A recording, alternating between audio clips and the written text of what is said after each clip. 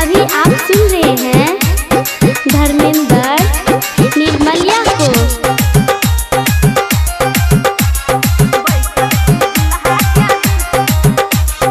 माँ Gayatri recording studio. Camera वाला रो वीडियो वाला बोलिए ना। कैमरा वाला रो वीडियो वाला बोलिए बोलिए। कैमरा वाला रो वीडियो वाला कैमरा वाला रो वीडियो वाला बैसल छी दुल्हन के बीच रे छोड़ा देबो फोटो त खींच। बैसल छी दुल्हा के बीच रे छोड़ा एगो फोटो त खींच। फोटो त खींच एगो फोटो त खींच। फोटो त खींच एगो फोटो त खींच। सामने आइए, सामने आइए। बैसल छी दुल्हन के बीच रे छोड़ा एगो फोटो त खींच।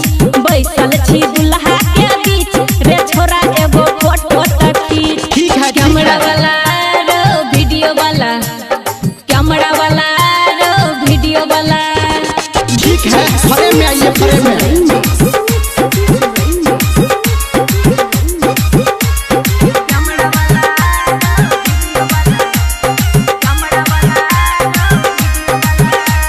अभी आप सुन रहे हैं सावरिया म्यूजिक।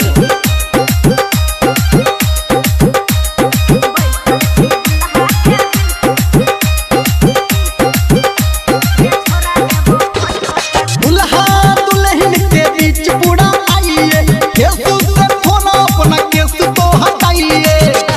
साइड कीजिए, केस को बाल को थोड़ा साइड कीजिए। हाँ, दुल्हा दुल्हन के बीच पूरा आइए, केस से फोन अपना केस को हटाइए। हाँ झारन तू ज्यादा ऐसा पीछ रे छोरा एगो फोटो त खींच। अच्छा। बैसल छी दुल्हन के बीच रे छोरा एगो फोटो त खींच। बैसल छी दुल्हा के बीच रे छोरा एगो फोटो त खींच। कैमरा वाला रो वीडियो वाला बोलिए ना। कैमरा वाला रो वीडियो वाला सुमित सतीश रंजन।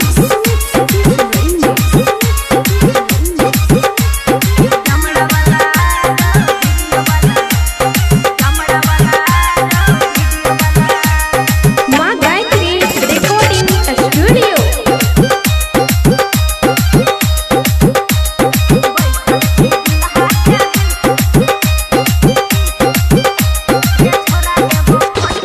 फुल फोटो खींचे कि हाफ वाला खींचे, ओढ़नी को थोड़ा और लाइएगा नीचे।